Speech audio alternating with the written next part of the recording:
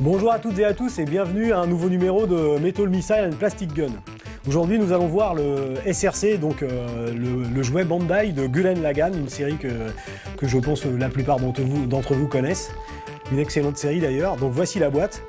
Comme d'habitude, une super belle présentation du jouet. Ça fait un certain temps déjà que Bandai fait des boîtes en photographiant le jouet dans des positions dynamiques, et ça c'est très intéressant. Il n'y a plus tellement de photos du dessin animé sur les boîtes, mais directement des photos du jouet. Donc on a vraiment une idée de ce qu'on achète, même si la boîte est close.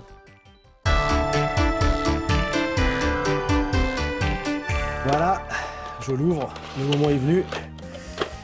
Comme d'habitude, une présentation fonctionnelle, de moins en moins de polystyrène dans les boîtes, ce qui n'est pas plus mal du moment qu'elle est bien gérée et que les accessoires sont tous bien rangés, ça ne pose pas de problème. On a ici l'indispensable notice qui permet de ne pas commettre d'impair pour la première prise de contact avec le jouet et qui vous montre les possibilités et les articulations, c'est quand même très important.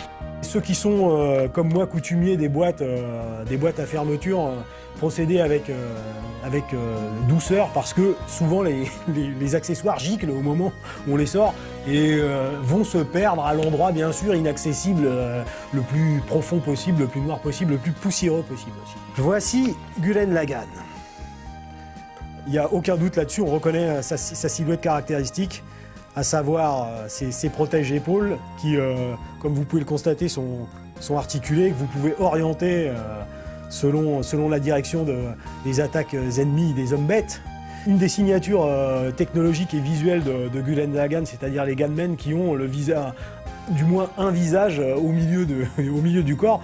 Une petite similitude avec éventuellement de nombreux démons de Go Nagai, dans Devilman.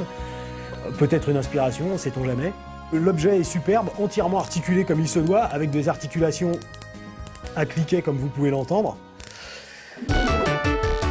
Autre aspect que j'aime beaucoup dans ce jouet, c'est le backpack de Gurren Lagann que vous voyez ici et qui offre des possibilités quant à sa géométrie. C'est une géométrie variable, on peut plier les ailes, les déplacer, c'est vraiment très très bien. Ça fait fortement référence, d'ailleurs ça fait complètement référence à l'épisode 13 de la série, où on peut voir nos amis qui sont attaqués par Sitomander le Fulgurant, qui est l'un des 4, voire même le général suprême du roi Spiral, et qui lui attaque par la voie des airs. Donc nos amis qui sont sur Terre sont un peu en difficulté puisque l'attaque vient du haut. Je ne sais pas si vous en rappelez, mais Gurren Lagann, pour manœuvrer contre cette attaque aérienne, tel à l'instar d'un Spider-Man, émet des vrilles qui sortent de la paume de sa main pour s'accrocher aux objets volants qu'il attaque, et les détruire en les retirant et rester en l'air en accrochant les différents vaisseaux. Et à un moment, il est lâchement attaqué, bien sûr, par un vaisseau par l'arrière, mais comme vous le savez, Gurren Lagann dispose d'énormément de points de vrille sur son corps, et il émet des vrilles qui sont dans son dos, qui triomphent de l'adversaire, et Shimon s'aperçoit qu'il peut intégrer l'avion attaquant, et il le fait, et l'avion change de couleur, change de forme, et a un design qui s'adapte automatiquement à Gurren Lagann et qui lui permet de voler tout de suite. Autre possibilité, vous avez différents visages à l'intérieur de la boîte. Donc il y a un visage calme mais déterminé, un autre où la colère gronde, et le troisième qui exprime le pinacle du courroux. Personnellement, c'est celui que je préfère. On voit les dents, il est déformé par la rage.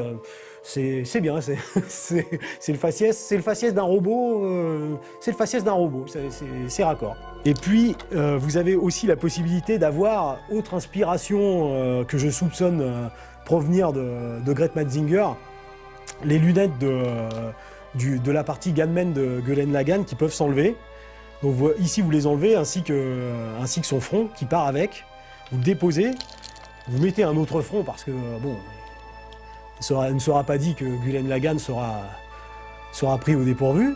Voici, et en changeant de main, bien sûr, vous prenez les mains qui sont donc préhensiles, on enlève les poings fermés, hop, on met les mains, vous obtenez ceci, c'est-à-dire Gurren Lagann prêt à lancer ses lunettes coupantes, éventuellement dans la tronche de Viral, qui, bon, ça lui coupera peut-être les cheveux, on ne sait pas encore. Donc voilà, un superbe jouet, rapide de sortie de boîte, on peut prendre du plaisir à le manipuler très rapidement.